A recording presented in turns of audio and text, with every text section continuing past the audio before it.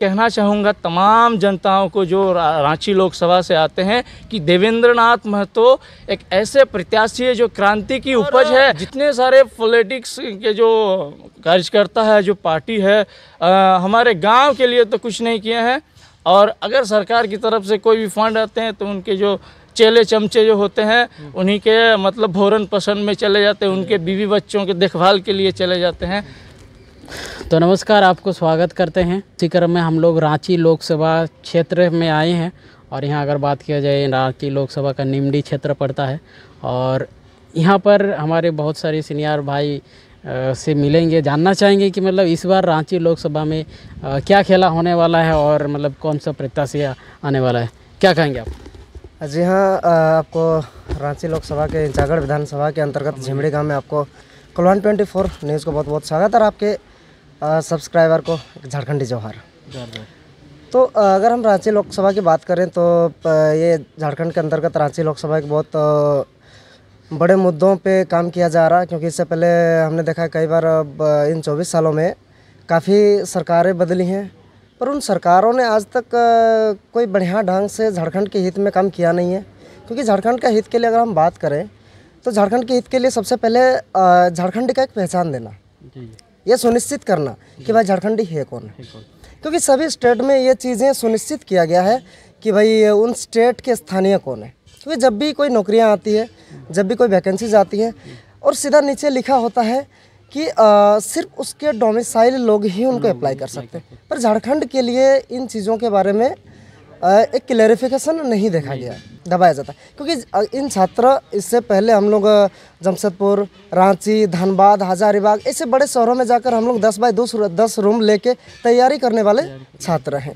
हम लोग ये कोशिश करते हैं छोटा मोटा नौकरी लेके अपना जीवन यापन बढ़िया ढंग से हम लोग चलाएं, पर इन सरकार के दबाव की वजह से, सही नीति नहीं बनने की वजह से आज इन छात्रों को रोड पे आना पड़ा, आंदोलन करना पड़ा। जब आंदोलन से भी कोई सफल हमें नहीं मिला, कोई हमें आज तक रिजल्ट नहीं मिला, तब यही छात्र आंदोलन के बाद राजनीति में उतर आए हैं। और वही छात्र राजनीति में उतर आकर JVKSS पार्टी का गठन किया, जो अभी तक रजिस्ट्रेशन नहीं हुआ। उनके द्वारा जो भी प्रत्याशी है अभी तक निर्दलीय में लड़ा है, जो अभी 8 लोकसभा पर उनको सीट दिया गया, जिस पर ये रांची है। रांची लोकसभा के अंतर्गत देवेंद्र भैया है और देवेंद्र भैया अभी कल ही जेल से छूटे हैं, तो उन पर बात करेंगे कि उनके वजह से काफ़ी इम्पैक्ट भी पड़ा है कि चुनाव प्रचार हम लोग ढंग से नहीं कर पाए। लेकिन बिल्कुल उनका ना होने के बावजूद भी हमने कोशिश किया कि पूरा रांची लोकसभा में ढंग से प्रचार हो, और उन प्रचार में काफ़ी हद तक हम लोग खरे उतरे हैं। कैसे भाई, ये बात को ध्यान में रखना ज़रूरी है हम पर। तो क्या लगता है, मतलब देवेंद्र दा इस बार कन्फर्म आ रहे हैं? बिल्कुल, इनका रिस्पांस रांची लोकसभा में बहुत अच्छा है, रिस्पांस बहुत अच्छा दे रहे हैं। तो इस रिस्पांस के हिसाब से पब्लिक जनता की जो मांग है, उन मांगों को लेकर देवेंद्र भैया आए हैं और उन उम्मीदों पर हम लोग खरे उतर रहे हैं, और उम्मीद है कि देवेंद्र भैया इस पर बिल्कुल रांची लोकसभा में आएंगे। जी हाँ, और एक हमारे भैया जुड़े, उनसे भी जानना चाहेंगे कि आपका क्या राय है कि रांची लोकसभा में मतलब कौन सा ऐसा प्रत्याशी आना चाहिए ताकि हमारे जो झारखंड मांग को पूरा कर सके। जी, सबसे पहले मेरा नाम चिरंजीत महतो है और आपके इस चैनल के माध्यम से झारखंड के तमाम या देश भर के तमाम जनताओं को मेरी तरफ से झारखंडी जोहार करते हैं और आपको बहुत बहुत धन्यवाद देते हैं कि आप हमारे इस ग्रामीण क्षेत्र में आए और हमारी जो बातें हैं, हमारी जो विचार है, उनको आप जनता के सामने लाने के प्रयास किए। सवाल आपका यह है कि इस बार हमारे रांची लोकसभा में कैसा प्रत्याशी आना चाहिए, तो निश्चित तौर पर जब से हमारा ये राज्य बना है, झारखंड राज्य आज 24 यानी 24 साल प्रगति पर है, लेकिन जहाँ तक विकास की मुद्दों की बात की जाए तो सभी नेताएं जो हैं इन पर कहीं ना कहीं पीछे हटते हैं। हम लोग बहुत संघर्ष के बाद, लगभग 88 साल के संघर्ष के बाद, लाखों बलिदानों के बाद ये राज मिला है। हमें अपने दिल पर हाथ लेकर इस बात को सोचना चाहिए, एक झारखंडी नागरिक होने के साथ साथ, क्या हम उस परिस्थिति पर, हम उस मुकाम तक पहुँचे हैं जहां हमारे पूर्वजों ने इस तरह का बलिदान दिया है? क्या हमारा देश, हमारा राज्य जो है उस विकास की राह पर चल रहे हैं? नहीं चल रहा है। कहीं ना कहीं इनका जो सपना है, हमारे पूर्वजों का जो सपना है, कहीं ना कहीं अधूरा रह गया है। और इनका सीधे तौर पे मैं हमला करना चाहूँगा कि राजनीतिक दल और राजनीतिक सत्ता के सिंहासन पर आसीन वो भ्रष्टाचारी नेताएं, जो अफसरें जो लगातार झारखंड को दीमक की तरह खोखला कर रहे हैं, भ्रष्टाचार कर रहे हैं, और जिसके चलते जो है झारखंड राज्य का ये दशा है।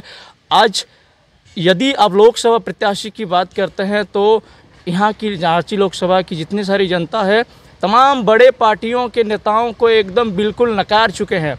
आप देखेंगे कि बड़े बड़े जो स्टार प्रचारक हैं, जो सिटिंग एमपी रहा है, उनका कहीं उनका मतलब इस गांव के इस आसपास में उन्हें देखने के लिए भी नहीं मिल रहे हैं। उनका पुरजोर विरोध किया जा रहा है। और साथ में उनके जो कार्यकर्ता है, जिनको लोग पाल के रखे हैं पिछले 5 साल से, और कहीं ना कहीं उनका भी बहुत बड़ा योगदान है झारखंड को पीछे रखने में। आपको इस बात को मानना पड़ेगा। देखिए, महात्मा गांधी जी का एक कथन है कि भारत की आत्मा गांव में बसती है। अगर आप इस गांव को विकास करेंगे, गांव की विकास होगी, तभी जो है भारत अर्थव्यवस्था के रूप में आगे बढ़ेंगे। ऐसे जुमलेबाजी करने से, जाति के राजनीति करने से ये कुछ नहीं होता। हमें ऐसा कुछ मुद्दा नहीं, इसलिए इस बार की रांची लोकसभा में एक ऐसा प्रत्याशी को उतारा गया है जो एकदम क्रांति के उपज है। मैं कहना चाहूँगा तमाम जनताओं को जो रांची लोकसभा से आते हैं कि देवेंद्र नाथ महतो एक ऐसे प्रत्याशी है जो क्रांति की उपज है, और तमाम रांची लोकसभा के जितने सारे जनता है उन्हें हृदय से भारी बहुमत से उन्हें मतदान कर सींचेंगे। और मैं यकीन दिलाता हूँ कि इनका लाभ जो है सिर्फ उनके समर्थकों के नहीं बल्कि सभी आम जनताओं के लिए लागू होगा। और सभी जनता जो है इस बात देखेंगे कि विकास कैसे किया जाता है। एक गरीब का घर का, एक किसान का वर्ग का, एक शिक्षित फैमिली जिनका विरासत नहीं है सत्ता में, है ना, वही आदमी अगर इस निस्वार्थ भावना के साथ अगर उतरेंगे तो कहीं ना कहीं युवाओं के लिए भी बहुत एक अच्छी बड़ी बात है। और समर्थन जो है इस बार हमारे क्षेत्र में देवेंद्र नाथ महतो का ही बहुत ज़्यादा है।